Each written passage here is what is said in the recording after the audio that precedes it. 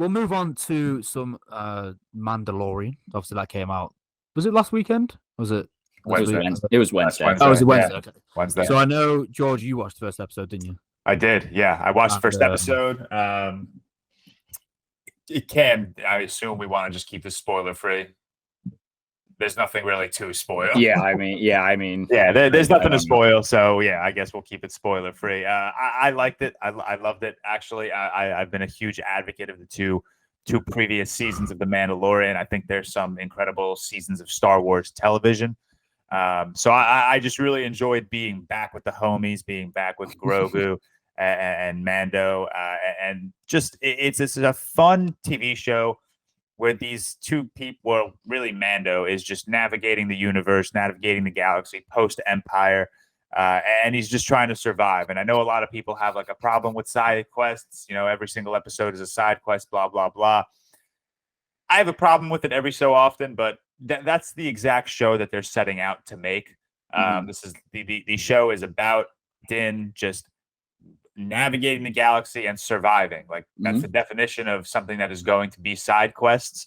And now he's obviously with Grogu, and that just kind of makes it feel like this larger scale like adventure.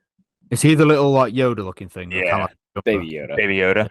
Oh, right. So yeah, I really enjoyed it. I thought that one action scene that we got, the fighter jets in space kind of following each other, I thought that was really well done.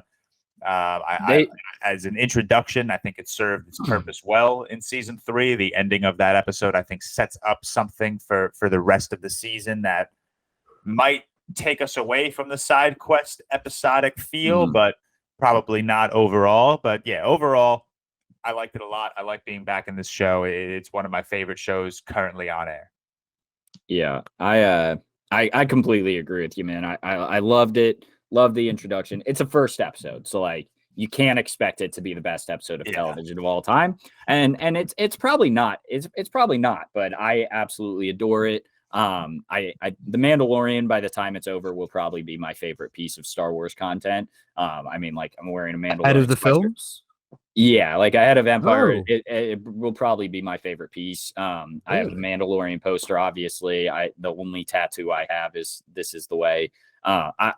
I wish Tyler were here for this because and it's nothing for him, but I know he doesn't love it as much. I think the Mandalorian at this point is something that if you've bought, what up, Tyler? No, you don't have, you go do what you were doing, whatever. But I think it's one of those things, kind of like the end of the Creed fight, where I think if you're bought in at this point, which I obviously am bought in, you'll love it. And if you're not, you may not, you won't love it as much because it's a side quest, and then they build towards a greater thing, which I enjoy, but not everyone will. I do think this season, as we've seen, George, like, is obviously building towards something bigger with the return to Mandalore.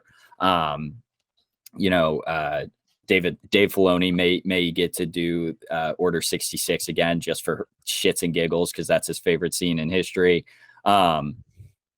I don't know. I think there's not a whole lot to say. It has a lot of cool callbacks to shows like Rebels and the Clone Wars, which I'm sure if you're a fan of those like I am, you'll enjoy in this.